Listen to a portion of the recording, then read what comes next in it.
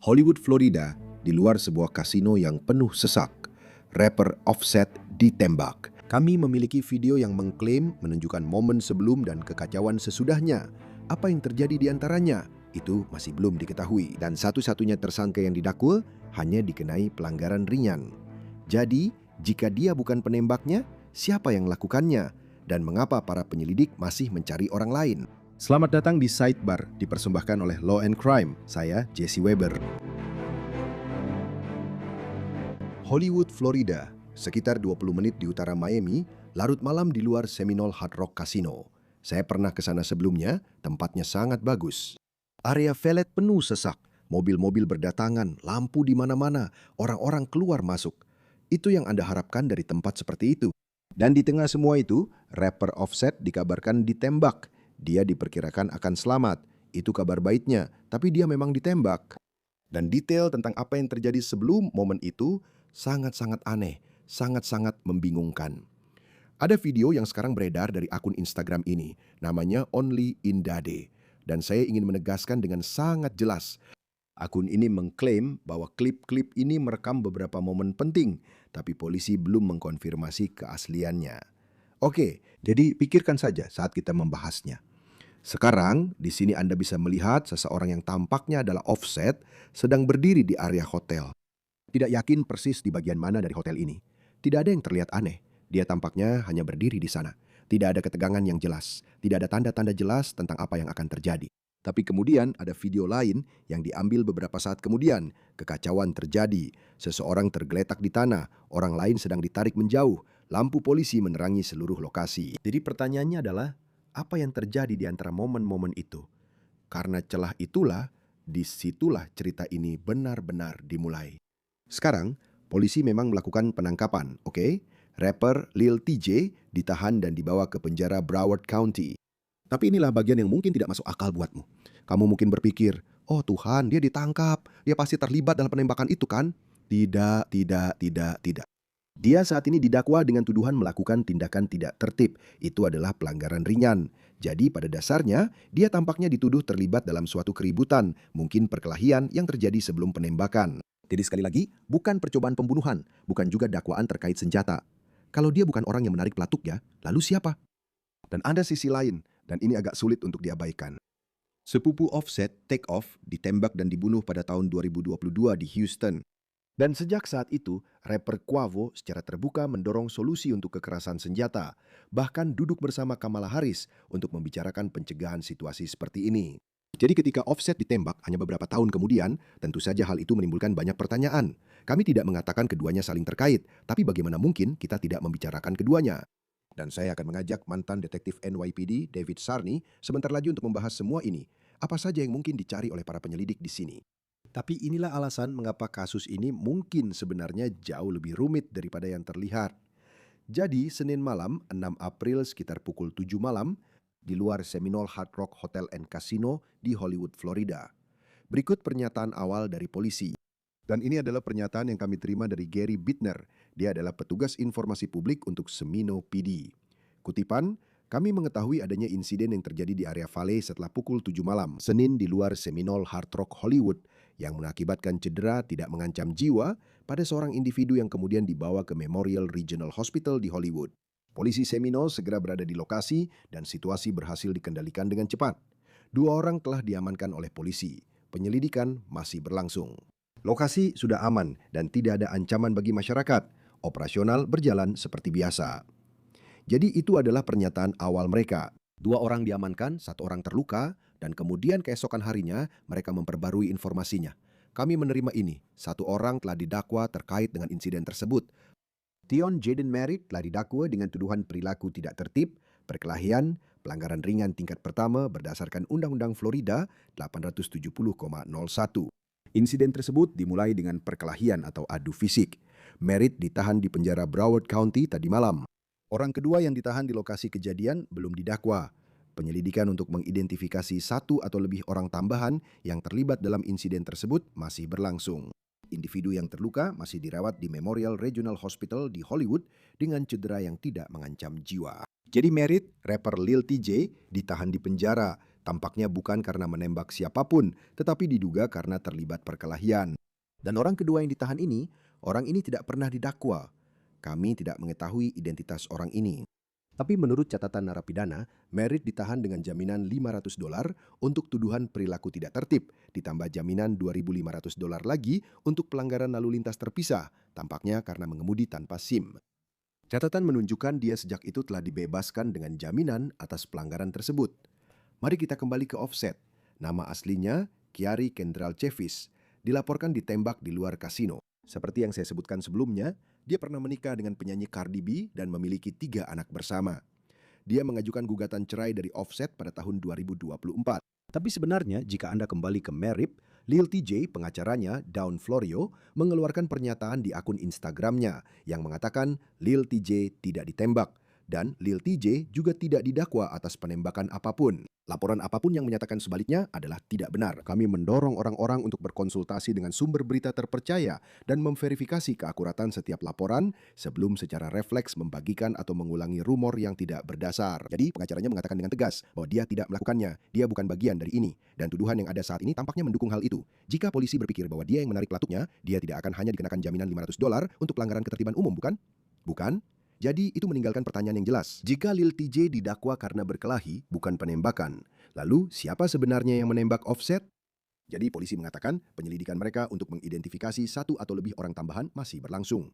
Mereka masih mencari seseorang.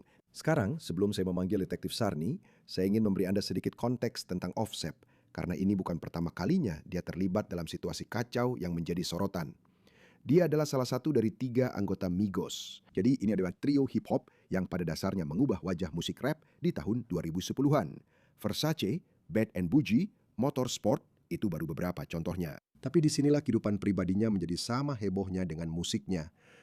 Ketika Offset menikahi Cardi B, ingat ketika saya bilang mereka menikah, mereka punya 3 anak bersama. Dia menggugat cerai Offset pada tahun 2024. Tapi sebenarnya mereka berdua diam-diam sudah menikah. Mereka menikah diam-diam di Atlanta pada bulan September 2017. Lalu mereka mengumumkan pertunangan mereka sebulan kemudian. Memang agak terbalik, tapi begitulah cara mereka melakukannya. Dan lihat, hubungan mereka kabarnya memang cukup rumit. Jadi awalnya dia kabarnya pernah mengajukan gugatan cerai sekali pada tahun 2020 lalu membatalkannya.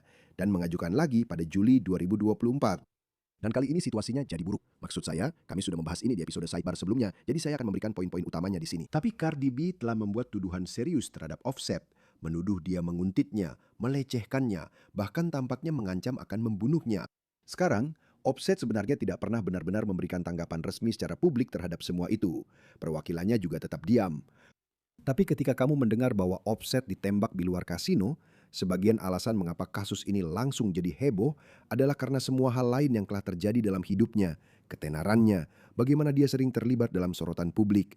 Namanya sendiri sudah punya bobot besar. Itu membawa banyak drama, berita utama, dan hubungan dengan Cardi B.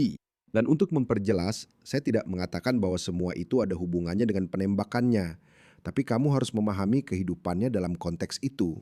Dan bahkan ada lapisan lain di sini yang lebih berat. Saya harus kembali ke sepupu Offset, Takeoff. Dia juga anggota Migos, seorang bintang besar. November 2022, Takeoff ditembak dan dibunuh di luar arena bowling di Houston. Dia berusia 28 tahun dan kasus itu masih berjalan di sistem hukum. Ada seorang pria bernama Patrick Clark. Dia telah didakwa tetapi tetap menyatakan dirinya tidak bersalah. Persidangannya dijadwalkan pada November tahun ini. Dan sejak kematian Takeoff, anggota ketiga Migos, Quavo, menjalankan sebuah misi. Dia mendirikan Rocket Foundation untuk menghormati Takeoff. Dia telah mengalokasikan jutaan dolar untuk penanggulangan kekerasan bersenjata.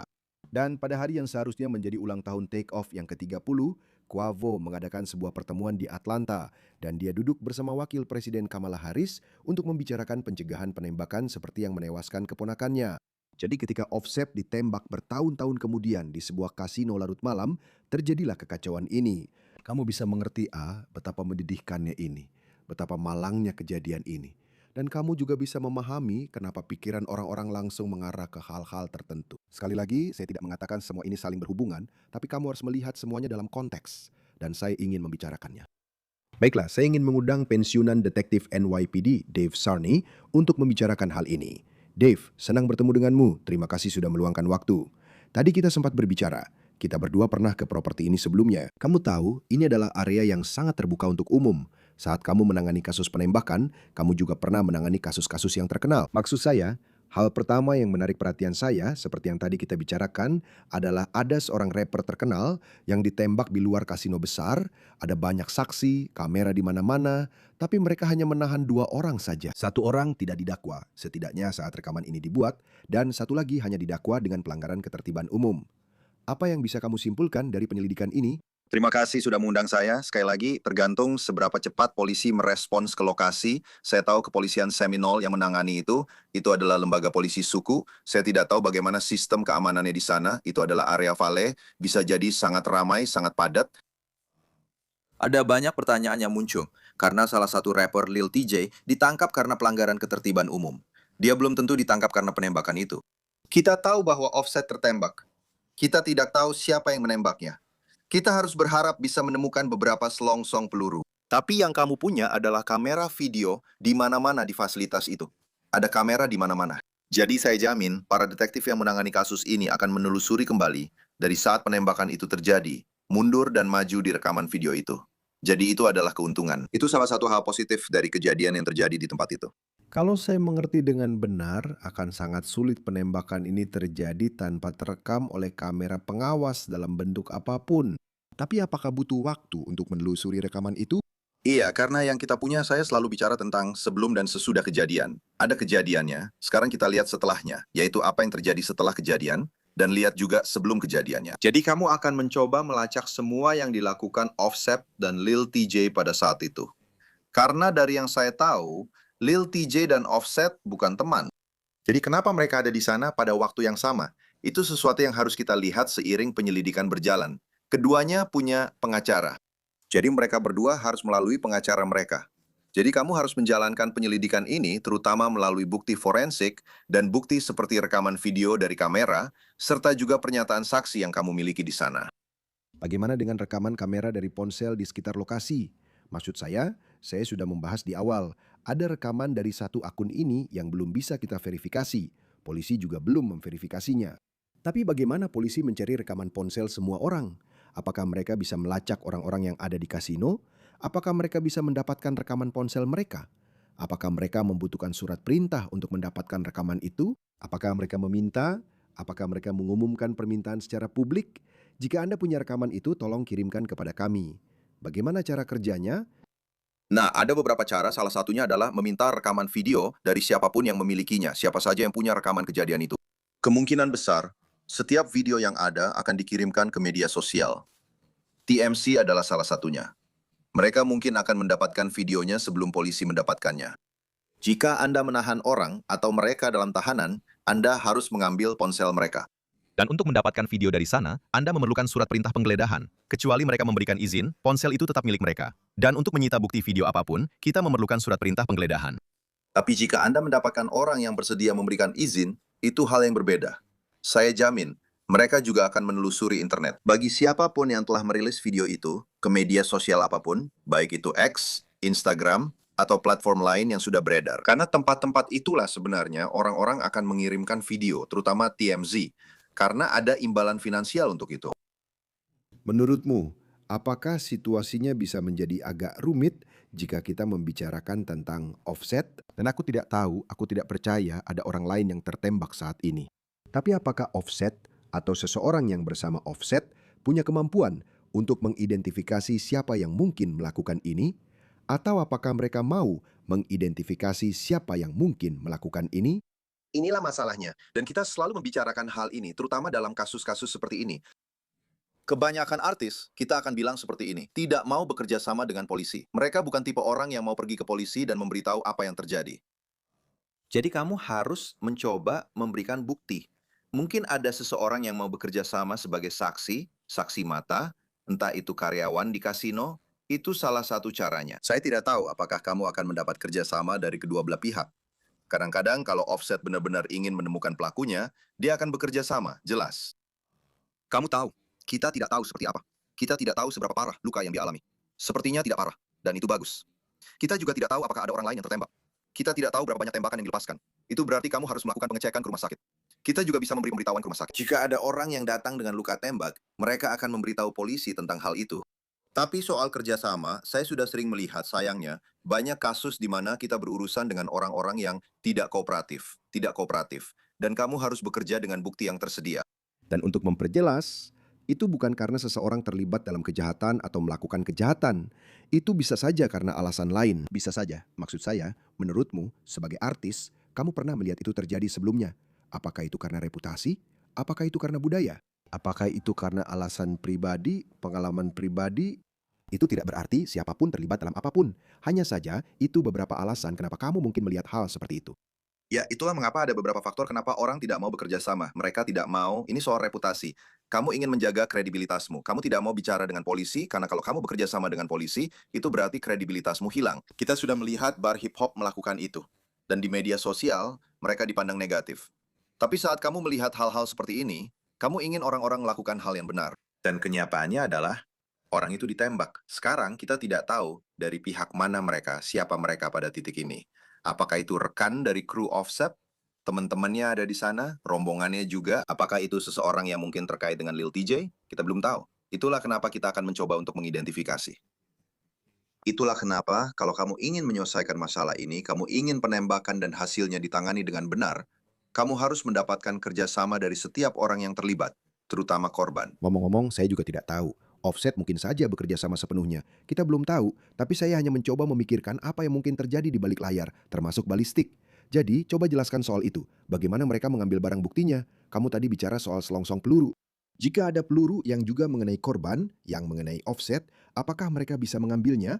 Apakah mereka bisa mencocokkannya dengan senjata?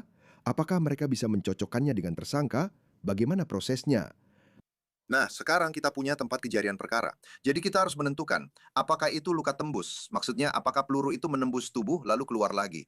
Kita bahkan belum tahu di mana luka itu terjadi. Jadi untuk mengambilnya, tergantung bagaimana kondisi peluru itu setelah dikeluarkan dari tubuh Offset.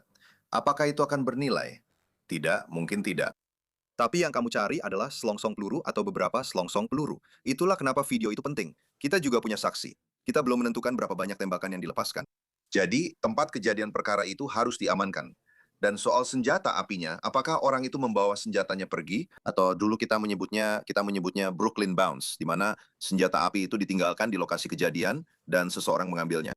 Itulah mengapa video itu sangat penting untuk mengetahui berapa kali tembakan dilepaskan jika tidak ada saksi yang memberitahu dan di mana senjatanya berada atau pernah berada saat penembakan terjadi. Jadi ada banyak hal yang terlibat dalam hal ini. Masalah ini mungkin bisa cepat terselesaikan berdasarkan video, tapi juga bisa tidak cepat selesai karena Anda bergantung pada kerjasama korban dan semua orang di sekitar, saksi-saksi, dan lainnya. Dan ceritakan soal Lil TJ. Maksud saya, sekali lagi, dikabarkan ditangkap atas tuduhan mengganggu ketertiban umum dengan jaminan yang relatif rendah. Jadi sepertinya polisi tidak percaya dan Anda sudah mendengar pernyataan dari pengacaranya. Mereka sama sekali tidak percaya dia adalah pelaku penembakan atau terlibat dalam penembakan itu dalam bentuk apapun, benar? Benar, kita tidak tahu di mana dia berada saat penembakan terjadi. Kita hanya tahu siapa saja yang ada di sekitar lokasi. Dan pertanyaannya kemudian muncul, kenapa dia ada di daerah itu? Saya tidak tahu bagaimana hubungan mereka. Saya dengar hubungan mereka sangat buruk. Ada masalah kepercayaan dari yang saya dengar di media sosial. Ini soal keuangan. Saya rasa Lil TJ memberi dia uang. Kita tidak tahu. Maksud saya, itu juga dari media sosial. Kita tidak bisa memverifikasi apa yang orang katakan. Benar sekali. Tidak ada yang bisa kita verifikasi soal itu. Kita tidak tahu hubungan antara keduanya.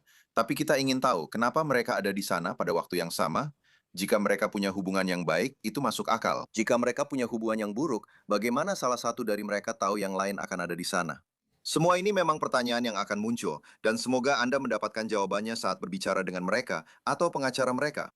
Karena ini bukan, maksud saya, jika Anda berbicara tentang perkelahian, lalu Anda berbicara tentang penembakan, atau maaf, dugaan perkelahian, lalu dugaan penembakan, pasti ada, atau tampaknya ada semacam keterkaitan, bukan? Benar, itu sebabnya Anda mencari kejadian sebelum insiden. Lihat interaksi apa yang dimiliki oleh Offset atau siapapun yang bersamanya sebelum penembakan. Apakah ada sesuatu yang terjadi atau apakah itu terjadi langsung di lokasi kejadian. Jadi itulah yang Anda perhatikan. Anda tahu, Anda sedang berurusan dengan area vale. Jadi orang-orang datang dan pergi. Apakah itu bisa saja pertemuan dua orang yang kebetulan lewat di situ? Apakah itu bisa saja sesuatu yang dimulai di dalam, lalu berlanjut keluar? Atau semuanya memang terjadi di luar? Itulah mengapa video itu sangat penting untuk penyelidikan ini. Untuk melihat sebenarnya, di mana itu dimulai. Apakah ada insiden sebelumnya di kasino atau tidak? Izinkan saya mundur sejenak di sini. Dan saya menyebutkan riwayat offset.